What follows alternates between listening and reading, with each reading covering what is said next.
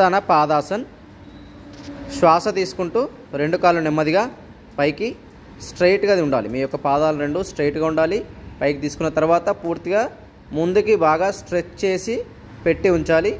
ఈ స్థితిలో శ్వాసలు నిలిపి ఉంచినము కనీసం మీ శక్తి అనుసారం 5 సెకండ్లు, 10 సెకండ్లు, 15 సెకండ్ల పాటు నిలిపి ఉంచండి.